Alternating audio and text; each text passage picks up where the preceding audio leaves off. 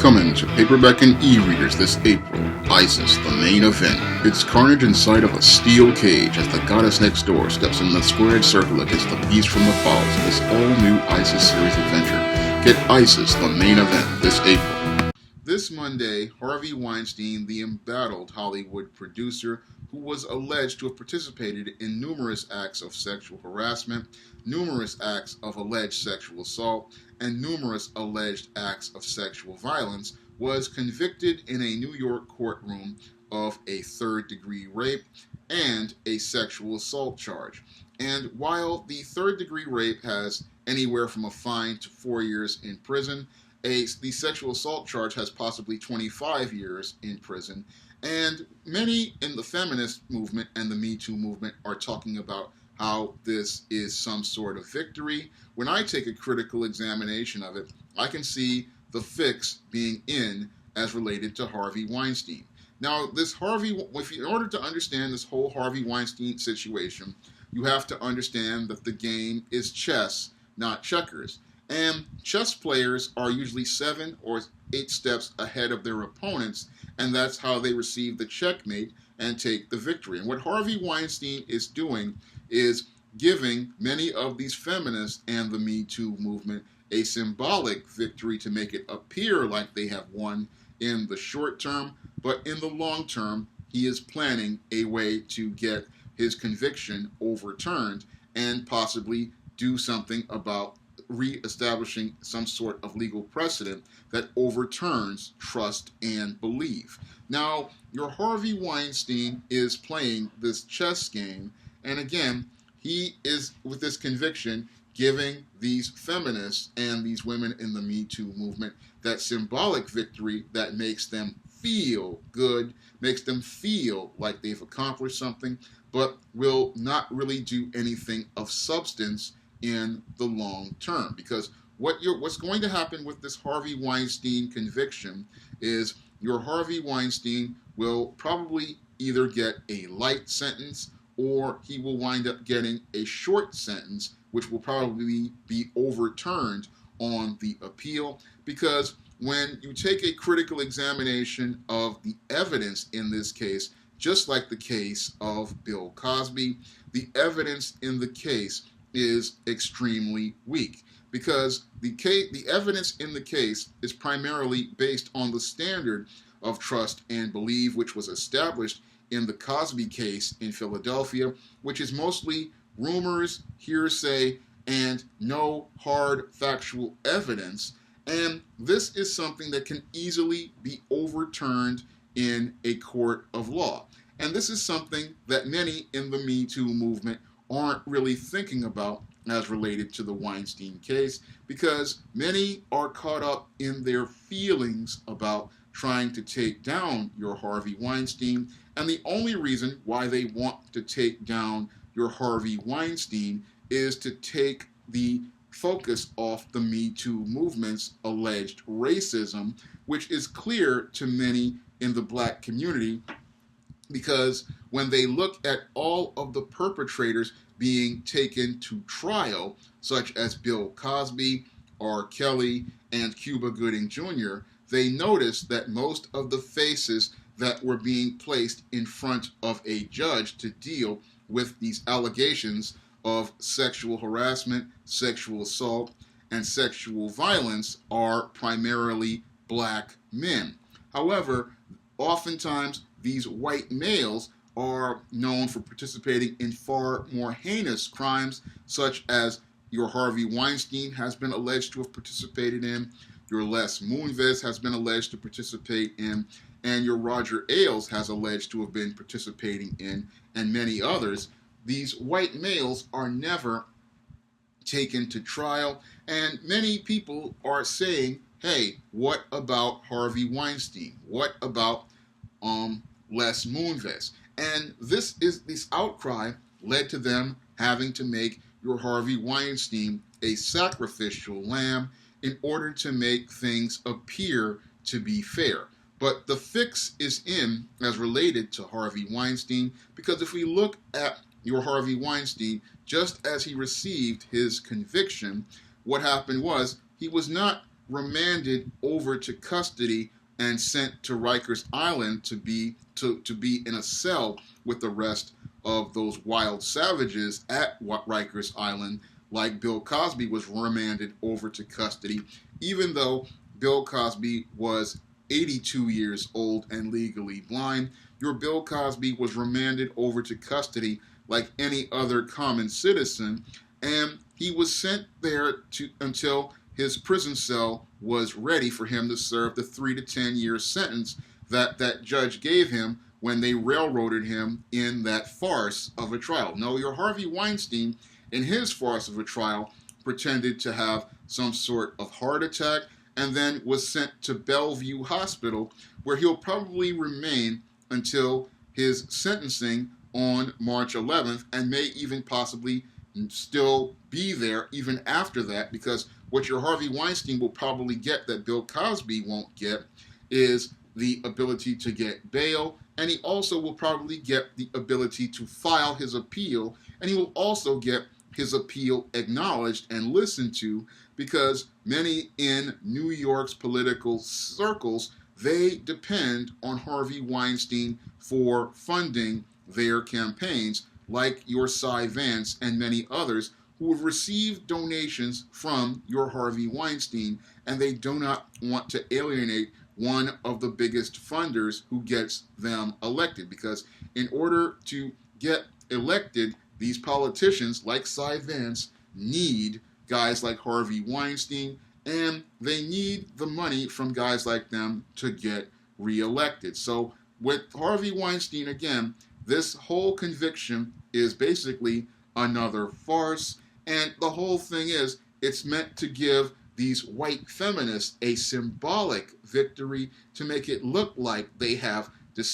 stopped sexual harassment and stopped sexual assault by stopping what they believe to be one of the deadliest predators as related to the sexual predation on white women. However, this again is a symbolic victory meant to appease the public,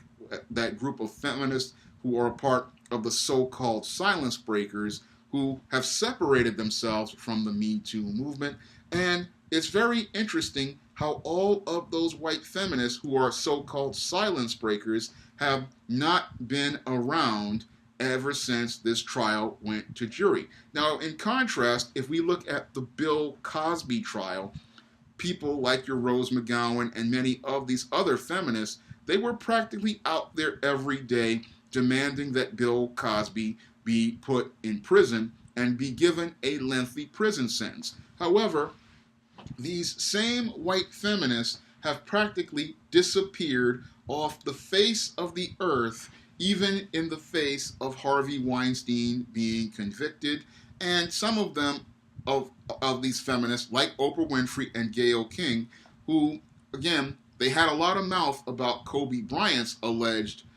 these false allegations against Kobe Bryant. None of these people are around to say anything about their friend Harvey Weinstein and his conviction. And again, you even have Ava DuVernay, who came out and said something that was quite troubling as related to Harvey Weinstein. But when I look at, again, the picture, these women are notorious by their absence as related to Harvey Weinstein. And them being absent is suspect, because I believe that these women are primarily waiting for the other shoe to drop, because now that Harvey Weinstein has been convicted, and now that trust and believe is now being cemented as the law of the land, because with these convictions of Bill Cosby, which established trust and believe as the standard of the law of the land here in the United States, because with that conviction of Bill Cosby, we are no longer under due process under the law, and all it takes is an allegation from a woman to lead to a man being arrested for sex crimes. You have a lot of these women now scared, because the landscape as related to dating, relationships, and careers have changed over the last 2 years, and men have changed their behavior, and they're now cutting out contact with women. They're minimizing their contact with women on the job. They are avoiding contact with women in the dating scene, and they are avoiding contact with women socially. And women who primarily get their needs met by men are now seeing that they are missing out on opportunities to get advanced on the job, get opportunities to get jobs, or even get opportunities at relationships, because men have erected a wall of silence. And the reason why men have erected a wall of silence is to protect their health, protect their safety, and protect their freedom. This has women scared, and now those same women are now terrified, because they know that with the cementing of trust and belief as the legal standard that America has to go on from 2018 onward, with the conviction of Harvey Weinstein, they know that their ability to get their needs met by men is now over, because men now have adapted to women, and now many of these women, they are now terrified, waiting for the other shoe to drop. And that's why you don't see many of these feminists out here making all of these statements in front of the courthouse, in front of Harvey Weinstein's trial, the same way they did at Bill Cosby's trial, because they know that they get their needs met by rich white men. They know they get their money from rich white men. And moreover, the average American white woman knows that she needs white men in order to survive. And with this conviction, making trust and believe the standard that puts men's health, safety, and freedom at risk as related to just an allegation of a sex crime, they are not going to be able to get their needs met from men, nor is the society going to be stable enough, because what's going to happen is all it takes is one allegation from one female, and it can possibly destroy a man's ability to have a job, ability to have a career, or even to be free in an American society. And while feminists enjoy having that kind of power, the average American woman knows that this interpretation of the law is practically going to destroy her ability to be able to survive in this world. Because if men are not in an environment where they can be considered safe, then men have no incentive in participating in society. So this is why so many men have decided to go their own way, drop out of society, and walk away from women. And women are now feeling the impact of that. And this is why we have so many women out here writing articles saying that it's okay to flirt, it's okay to talk to women, because they know that men have cut off contact as a result of the Cosby conviction. And this one actually makes things worse for those women. And now a lot of those women, a lot of those feminists realize that they have really messed up. And now they're waiting for that other shoe to drop. And they know that when that shoe drops, it's not going to be pretty for the American woman, because the American woman, she started to see how bad things were going to get as related to male-female relations when they started when Christian Gillibrand decided to go after that senator, I forget what his name is, Al Franken, and once they decided to oust Al Franken, that's when the MeToo movement realized it went too far, and in its attempt to grab political power, realized that they were going after the wrong white men, and that the radicals were trying to push towards political power. And again, this Harvey Weinstein conviction is designed to give people that symbolic victory, but it's not going to, again, I don't think it's going to last long term. But what I think is going to happen is that we're going to see, again, an overturning of this conviction very soon, because, again, the evidence, like the Cosby case, is very flimsy. But with the Me Too movement, we see, again, how racist it is and how hypocritical it is, because your Tanara Burke said that it wasn't for her to go after white men. And we clearly see that from that statement, she is partially supporting these white supremacists as related to this Me Too movement. And she's out here speaking about this case of Me Too, but she, again, originally said that it was not for her to go after white men, which shows us all that the Me Too movement was a racist movement. It was a movement designed to try to destroy prominent and rich black men. However, once Gretchen Carlson got that $20 million from Roger Ailes and hypergamy kicked in, many of these white women decided to start making allegations against white men. And with this conviction of Harvey Weinstein, while it is a symbolic victory, the whole Me Too movement has completely backfired, and it's become a complete disaster that has practically destroyed male-female relations here in America, and it has led to, again, men erecting the wall of silence and men cutting off women as related to them getting their needs met from men.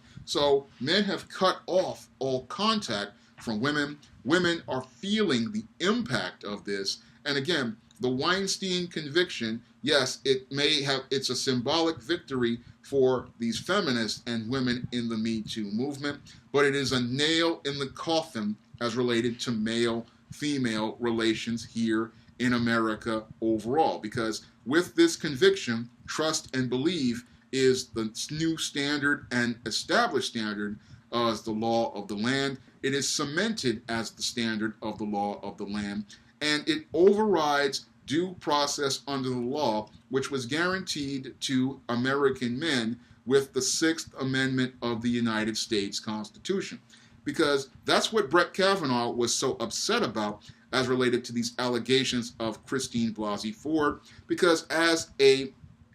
judge, he understood what due process under the law meant, because you should not be able to come into any court against any man, black or white, with just an allegation and no evidence to back it up, go into a court with hearsay like what was brought against Bill Cosby, and be able to get a conviction just based on hearsay alone. Because hearsay is not a witness, and it's not witness testimony. And again, when you look at what was done to Bill Cosby, karma came through Harvey Weinstein, and this karma is going to do damage to relationships between not only black men and black women, but white men and white women are now feeling that impact of just that Cosby conviction. And what the Weinstein conviction will do is further drive that nail in the coffin between male-female relations here in America, because men no longer know where the line of demarcation is as related to a harmless engagement and a sexual assault or sexual harassment, because most women, they have changed the definition arbitrarily based on their feelings. And yes, while your Harvey Weinstein was alleged to have been a sexual deviant and a sexual predator, the handling of this case was not based on rule of law or rule of fact. And that's why this case will probably wind up getting overturned, because it was a case that was brought based on feelings. It was a case brought on racism. And again, like the Cosby case, it was never based on anything substantive as related to hard evidence. It was based on old allegations from a case from allegations from years ago. And yes, this Harvey Weinstein doesn't deserve to be punished for all of his egregious actions, but the way things were gone about, they were not handled in a proper manner. And I believe that the prosecutors knew that they weren't handling things in a proper manner. They willfully and intentionally did this because what they wanted to do was give these feminists and the Me Too movement a symbolic victory. But that symbolic victory, that white male sacrifice that they gave to the world, that's designed, again, in a game of chess, not checkers, to give a checkmate to white supremacy, so that they can hard check the feminist and let her know her place. And the feminists, they know that they've overstepped their bounds, because again, we do not see the feminists out here marching and protesting with the fierceness and tenacity like they had against Bill Cosby, which again shows us the racism here in this case and this whole Me Too movement, because these women aren't out here. And again, the eerie silence of your Rose McGowans and many others who were out here, like your Gloria Alleds and Elisa Blooms, the silence is eerie as related to their Harvey Weinstein than Bill Cosby, because again, these women know what hand feeds them, and they know if they bite the hand that feeds them, that hand is going to turn into a fist, and that fist may wind up striking them in ways not physically, but economically, because again, most white women get their needs met by white men, and because they get their needs met by white men, they don't want to wind up upsetting those white men who butter their daily bread and elevate them to the highest position in society. And because these women are elevated to the highest position in society, they know that they are in a precarious position, because if these men withdraw their support, they will wind up suffering. And a lot of those women, they are feeling the pain from just these white men starting to pull back. And with the Weinstein conviction, if it is not overturned, what's going to happen is those white men are going to pull their support from white women, and those white women are going to feel hard pain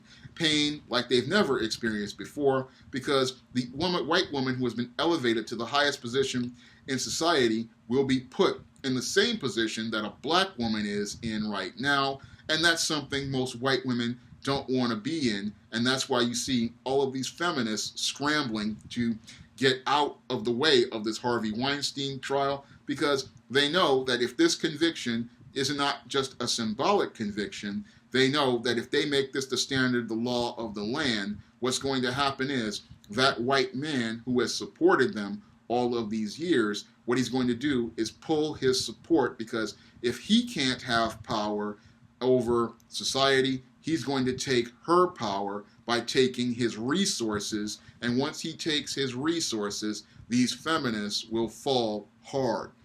If you want to see me make more videos like this, you can donate to my Patreon, my PayPal, or my Cash App by clicking the links in the description box. And if you want to pick up some of my SJS Direct publications, you may do so by clicking the link to Amazon.com. That's all I have to say for this video. You can comment, rate, and subscribe.